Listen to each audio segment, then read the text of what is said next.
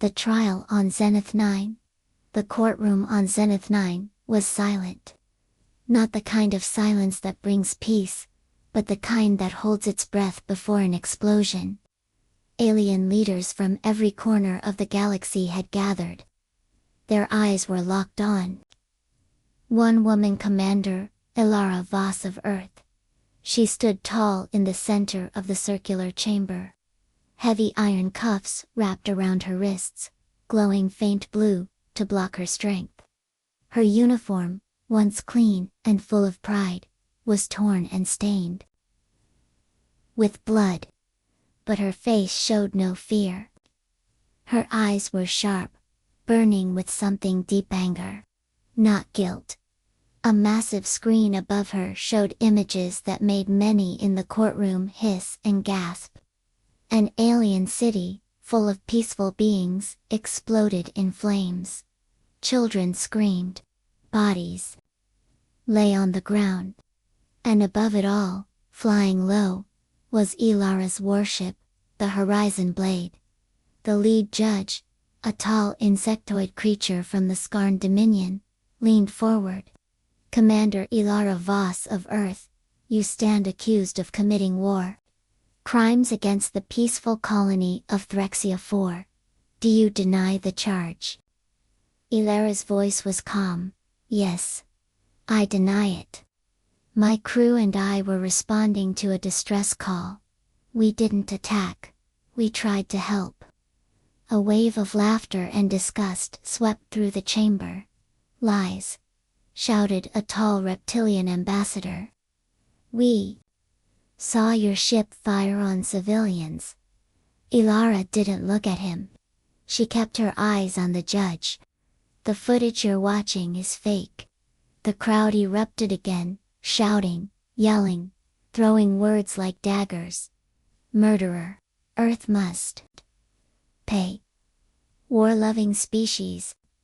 On a high platform, behind the crowd, a man in a black suit stood quietly. He didn't say a word. He didn't move. But his eyes watched everything, especially the video clips playing again and again, each one showing Ilara's ship firing. The judge slammed his staff. "Silence. Let this trial continue." A robotic assistant floated to the center. It read the charges in a mechanical voice. 1,073 lives lost. Civilian death count, 95%. Earthship detected above colony. At time of destruction, no other ships present. The evidence looked clear. Ilara looked like a monster.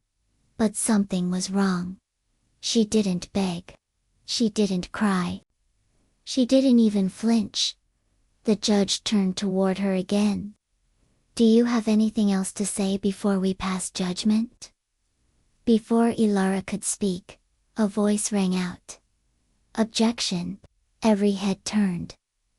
The man in the black suit was now walking slowly toward the center. The guards moved to stop him, but the judge raised a hand. "Who are you?"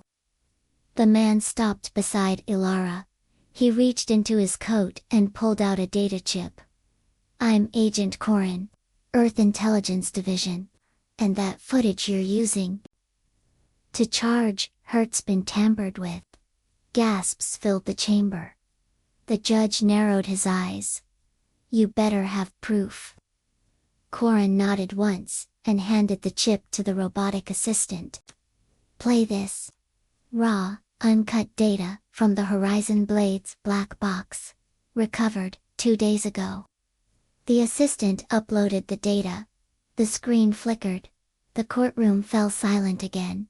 This time, the footage was different. It showed the same alien colony, but it was already burning before Ilara's ship arrived. Screams were heard, but so were strange sounds, low guttural noises, nothing like human weapons. Shadowy figures moved fast across the screen, too fast to identify. Then, and only then, did the Horizon Blade appear. Its guns didn't fire on the colony, it fired away from it, targeting something invisible in the air. Ilara's voice came through the recording.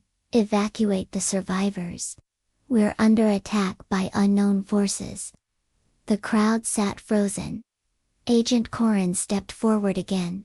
The Horizon Blade tried to save lives, not take them. Someone changed the video sent to the Union. Someone wanted Earth to look guilty. The judge stared at the screen, his many eyes blinking in confusion. Who would do such a thing? Corin's eyes darkened. We don't know. Not yet. But we're close. Suddenly, the chamber didn't feel so certain anymore. The crowd that once called for Ilara's head, now whispered among themselves. Doubt had entered the room. The judge looked at Ilara. She raised her head slightly, her voice firm. I told you the truth. And now, some were beginning to believe her. But one ambassador, hidden in the back, tapped a secret device beneath his robe. A faint signal was sent, silent, invisible, and deadly. Because someone out there did not want the truth to come out. Not now. Not ever. The trial was far from over. It had just begun. The man from intelligence, the courtroom on Zenith 9, remained in stunned silence. The uncut footage played again, this time in slow motion. The crowd, once loud with anger, now sat still, eyes wide, minds racing. The story had changed. The monster from Earth might not be a monster after all. Commander Ilara Voss stood without emotion. But inside, her heart was pounding. Finally, someone believed her. Finally, someone had brought the truth. The judge turned toward the man in the black suit. Agent Corin, how did you get this footage? Corin stepped forward, calm and confident. Our intelligence team recovered it from a hidden emergency server on the Horizon Blade. It had been blocked from the ship's main systems during the attack. Someone didn't want this data to reach the Galactic Union. Are you saying the footage we were given was fake? The judge asked, his voice low with suspicion. Yes, Corin said. Someone edited the original file before it was delivered to the Union. That edit made Ilara look like a war criminal. Angry murmurs filled the room. But who would do that? A lizard-like ambassador hissed. And why? Corin glanced toward Ilara, then back at the judge. That's what we're trying to find out. He walked to the center of the chamber, and tapped a button on his wrist. Another screen lit up behind him. This time, it showed a timeline of communication between the Horizon Blade and Earth Command. We traced the signal path of the emergency distress call sent from Threxia 4, Corin said. It went through a private relay station owned by the Varnock Trade Syndicate. A chill swept across the room. The word Varnak had not been spoken in open court for years. The Varnock were a shadowy race, rarely seen, almost never trusted. They operated in silence, behind closed doors. Rumors said they had spies in every government, every council.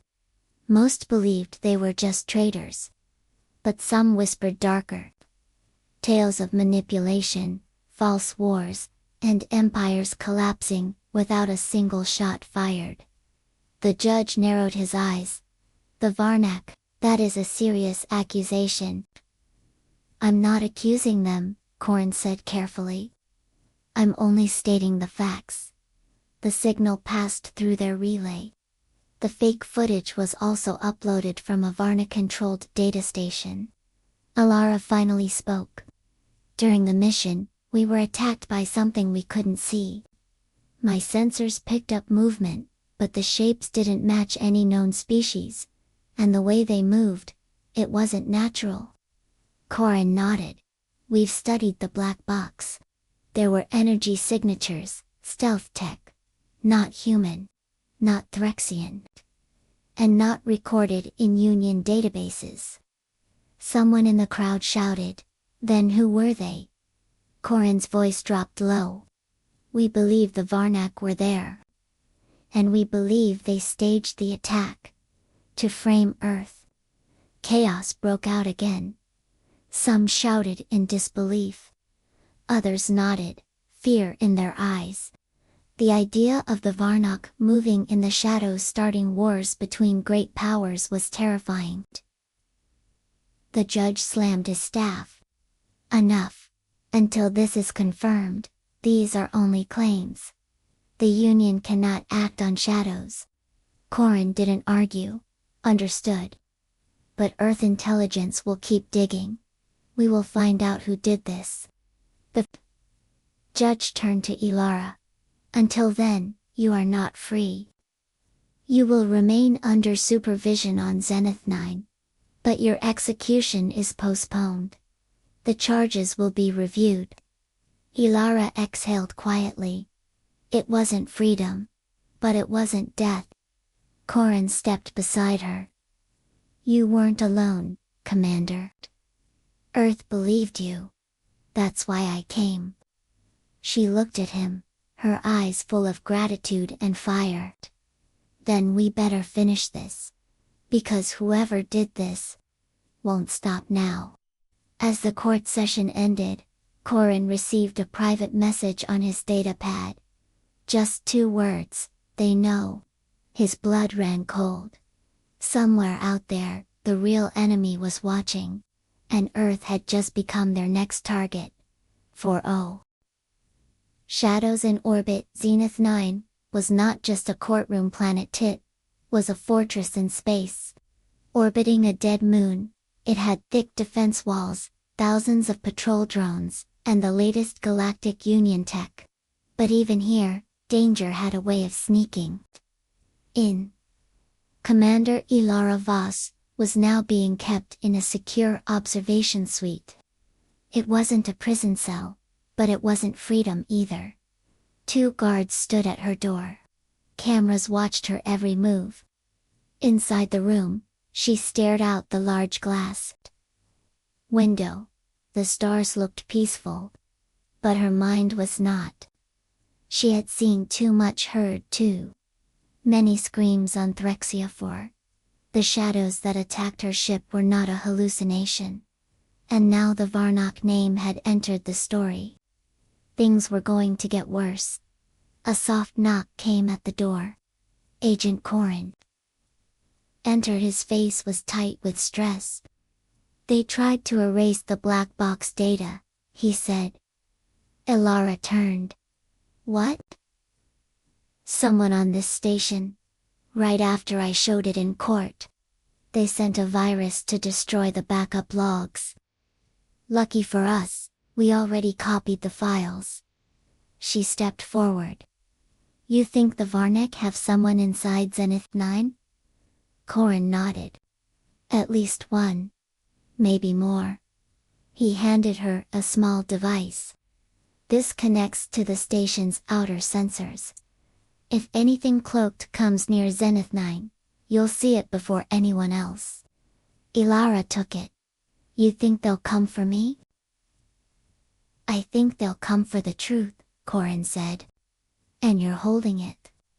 As he turned to leave, the lights flickered. Then again.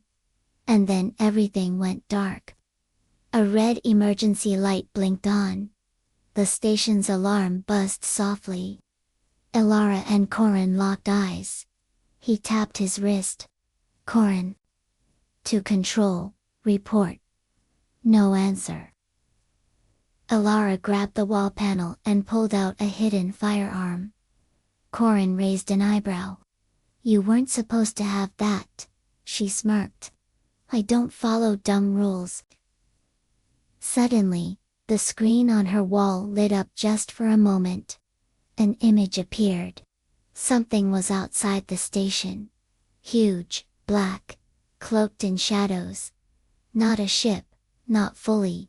It moved like a living thing. but shaped like a stealth cruiser. No engines, no sound, just watching. Then the screen went black again. "They're here," Ilara whispered. Corin pulled his weapon. "We need to move, now." Outside her room, the hallway was empty, too empty. No guards, no noise. Footsteps. Just the hum of the emergency lights. They ran through the corridors, passing sealed doors and flickering lights. In the control room, 3 officers were slumped in their chairs unconscious, but alive. "What did this?" Ilara asked. Corin moved to the main screen, pulling up the outer cams. The shadow ship was still there. But now it was opening. Not a hangar, not a weapon. A mouth. Hundreds of small dark shapes poured out like insects. They headed straight for the station. Corin's fingers flew across the console, activating outer defenses.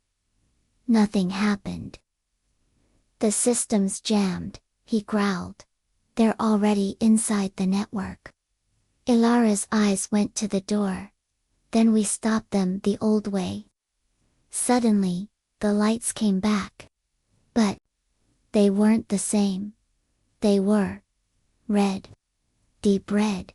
And the air felt cold. Ilara turned slowly. In the hallway behind them, a figure stood. Not quite solid. Not fully there. Its eyes glowed like burning coals. Its skin shimmered like liquid metal. No face. No mouth. No voice.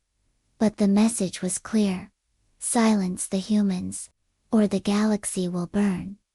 The figure vanished into black mist. Ilara tightened her grip on her weapon.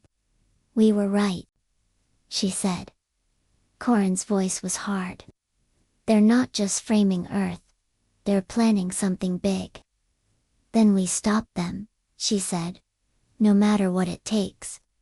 Outside, the shadow swarm hit the defense walls of Zenith 9.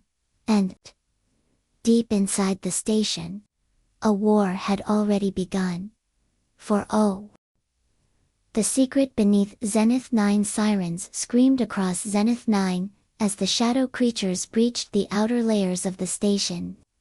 Defense systems tried to respond, but nothing worked. Doors refused to lock, turrets didn't activate, and comms were dead. It was as if the station itself had gone blind. Commander Ilara Voss and Agent Corin moved quickly through the lower sectors of the station. Staying close to walls and shadows, they could hear the sounds: now metal scraping, strange clicking, and soft whispers that didn't come from any living throat. "They're not just here to kill," Ilara whispered. "They're searching." "For what?" Corin asked, checking corners as they advanced. "I don't know," she replied, "but it's inside Zenith 9.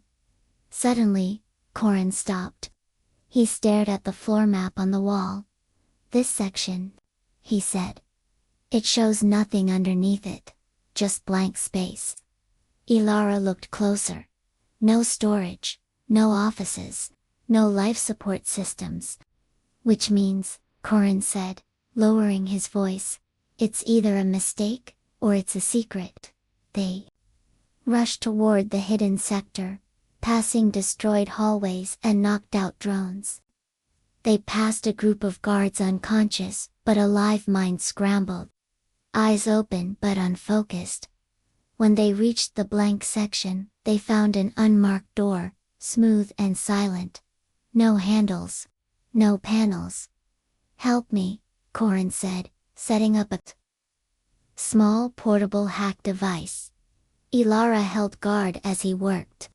She could feel it again, that cold sensation, like something ancient was watching her. With a click, the door hissed open. Inside was a massive chamber, and at its center, something glowing. It was a cube, floating, slowly, rotating.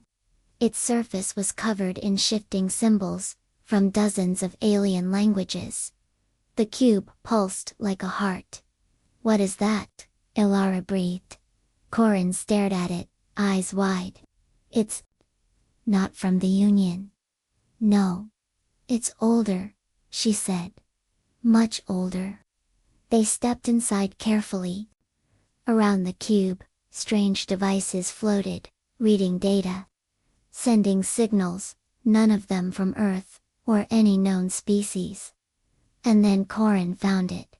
A small terminal, tucked behind a console. He tapped the screen. "What is it?" Ilara asked. "A project," Corin said slowly. "Started by the Union years ago. They found this artifact buried on a dead planet, in a system no one ever mapped. No one could understand it. So they built Zenith 9 around it." Ilara looked around. "They kept it secret." Corin nodded. "Too powerful. Too mysterious. The Varnik must have found out." Suddenly, the cube pulsed brighter. A voice filled the chamber, not in sound, but in their minds. "You are not ready. But they are coming." Ilara gritted her teeth. "Who's coming?" "The ones who hide in shadows," the voice answered. "The ones who whisper between stars. They want me. I must not fall into their hands." Corin's face turned pale. "It's aware." The voice faded. The cube dimmed, and outside the chamber, something roared. A shadow creature had found them. It lunged through the door, long claws. No eyes, a face like smoke. Ilara fired, so did Corin. The creature fell, but its body didn't hit the ground. It melted into the floor, like black water. "Go," Corin shouted. "We can't let them take the cube."